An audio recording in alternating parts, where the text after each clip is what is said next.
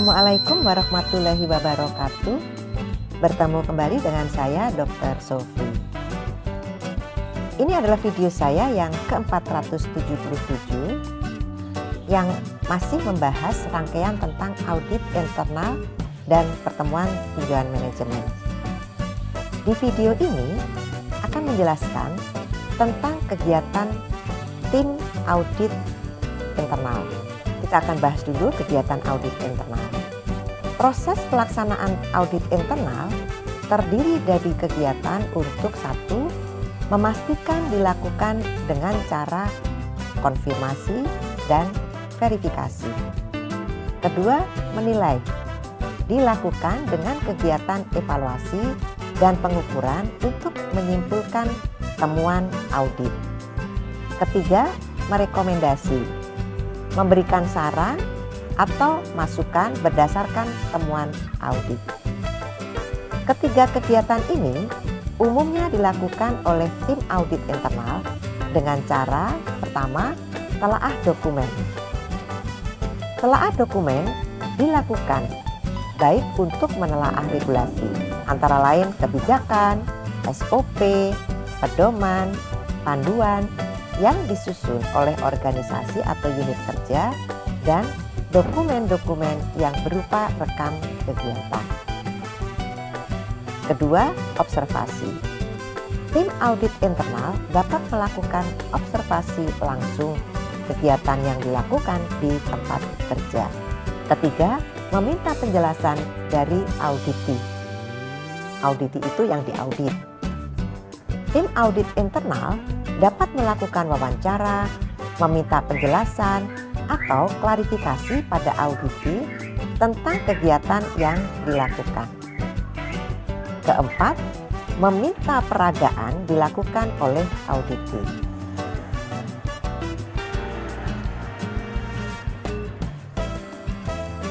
Jika diperlukan, tim audit internal dapat meminta auditi untuk memperagakan kegiatan yang seharusnya dapat dilakukan oleh auditi. Kelima, membandingkan kenyataan dengan standar atau kriteria.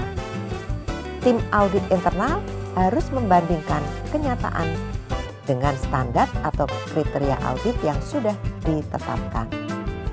Keenam, meminta bukti atas suatu kegiatan atau transaksi. Tim audit internal dapat meminta bukti-bukti kegiatan transaksi yang dilakukan oleh auditi. Ketujuh, pemeriksaan secara fisik terhadap fasilitas. Jika dalam lingkup audit termasuk pemeriksaan fasilitas, maka tim audit internal dapat melakukan pemeriksaan fisik terhadap fasilitas maupun peralatan yang ada. Kedelapan, pemeriksaan silang atau cross-check. Untuk meyakinkan kebenaran dari bukti yang ada, tim audit internal dapat melakukan verifikasi dengan pemeriksaan silang. Kesembilan, mengakses catatan yang disimpan auditi. Tim audit internal harus diberi kewenangan untuk akses terhadap catatan-catatan yang disimpan auditi terkait dengan kegiatan pelayanan yang dilakukan.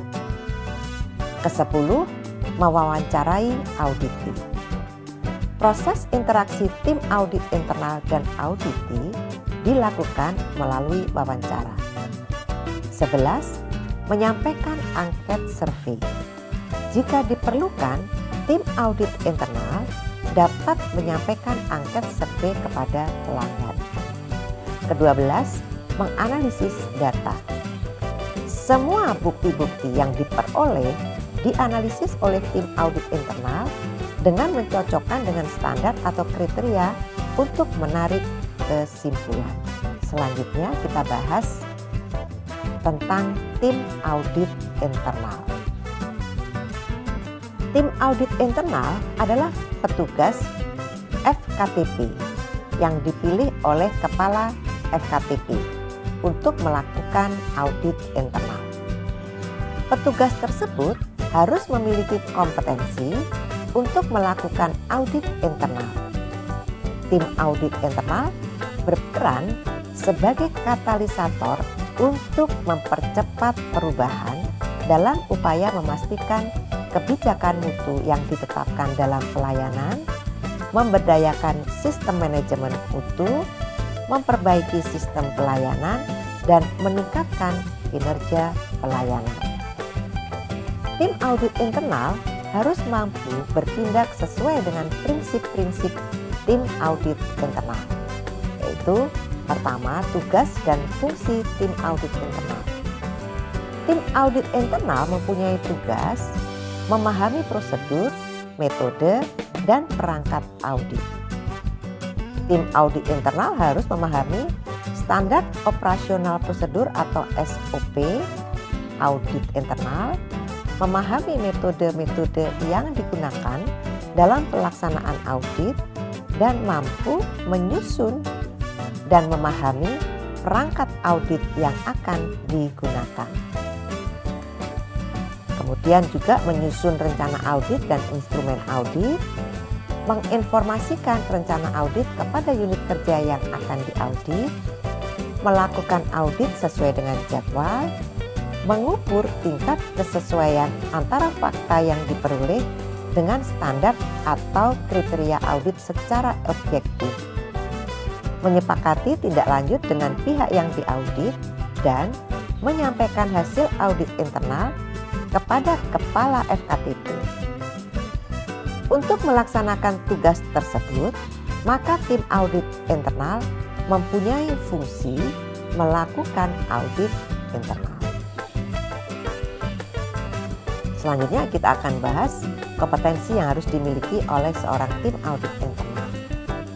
Untuk melaksanakan audit sesuai dengan prosedur dan ketentuan yang berlaku, maka tim audit internal harus memiliki persyaratan sebagai berikut. Pertama, merupakan seorang tenaga kesehatan dengan minimal pendidikan diploma 3. Kedua, berpengalaman bekerja minimal 2 tahun di FKTP. Ketiga, diutamakan sudah mengikuti workshop audit internal dan pertemuan tinjauan manajemen. Selain itu, tim audit internal harus mampu pertama mengaplikasikan prosedur, metode, dan perangkat audit. Tim audit internal harus mampu untuk melakukan audit sesuai dengan prosedur, rencana, metode, dan perangkat audit yang akan digunakan. Kedua, melaksanakan audit tepat waktu. Tim audit internal harus dapat mengelola waktu untuk melaksanakan audit tepat waktu sesuai dengan jadwal audit, baik pada saat memulai maupun mengakhiri. Ketiga, melaksanakan dan memfokuskan audit pada prioritas permasalahan. Keempat, mengumpulkan informasi melalui wawancara, mendengarkan, dan menelusur dokumen. Kelima, melakukan verifikasi atas informasi yang dikumpulkan.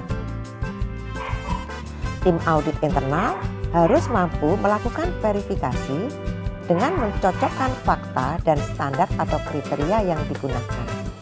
Jika diperlukan, dapat melakukan uji silang.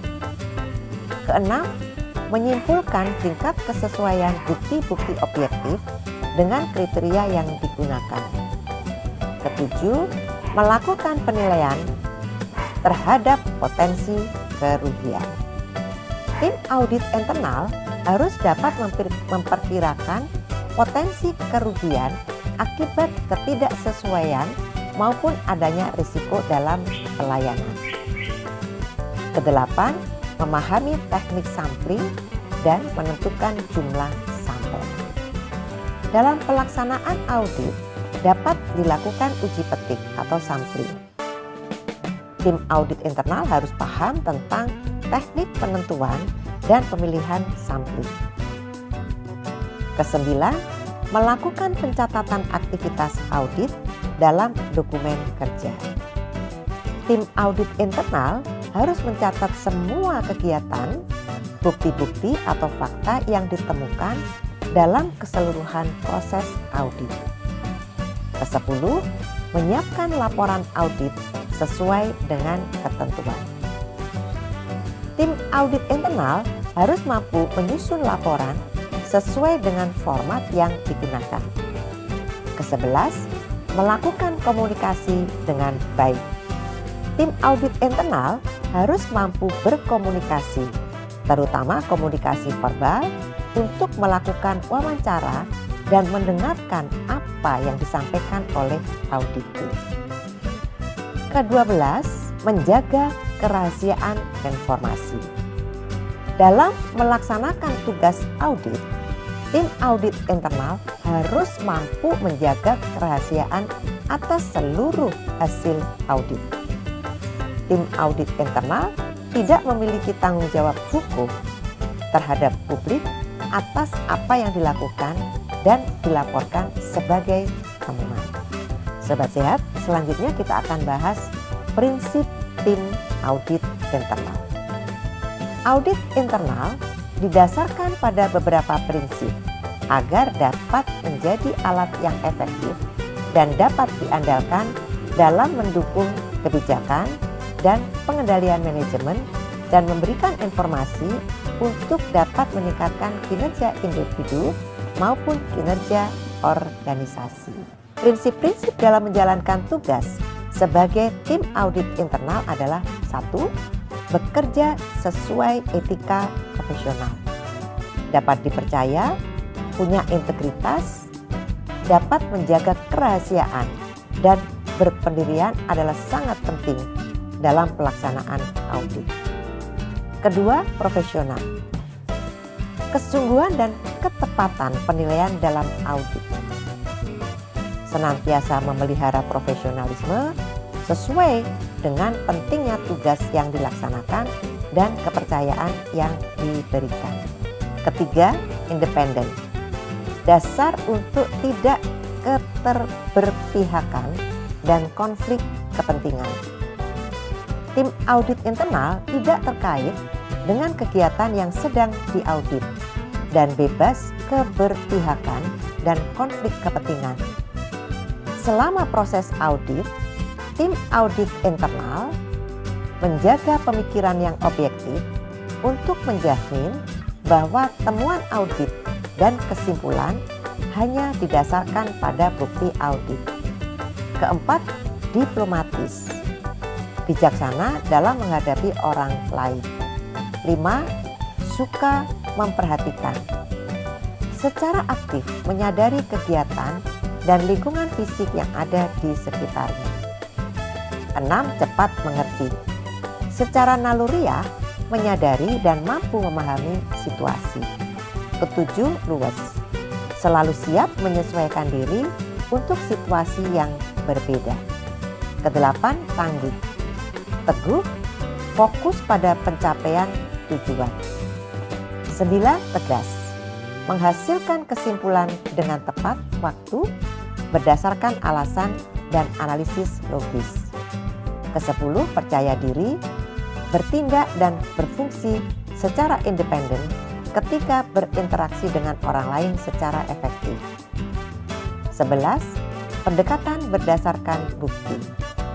Menggunakan metode yang rasional untuk mencapai kesimpulan audit yang dapat dipercaya dan terjaga konsistensinya melalui proses audit yang sistematis. Ke-12, penyajian yang objektif. Kewajiban melaporkan temuan audit, kesimpulan audit, dan laporan audit secara benar dan akurat sesuai bukti yang diperoleh. Selanjutnya, Sobat Sehat, silahkan membaca pedoman audit internal dan pertemuan tinjauan manajemen FKTP Dirjen Yankes Direktorat Mutu dan Akreditasi Yankes tahun 2020. Demikianlah Sobat Sehat, kita telah membahas tentang kegiatan, tim, dan prinsip tim audit internal di video 477.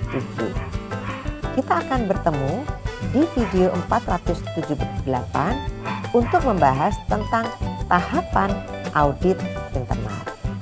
Silakan sampaikan masukan dan diskusi di kolom komentar. Sampai jumpa lagi. Semoga selalu sehat. Wassalamualaikum warahmatullahi wabarakatuh.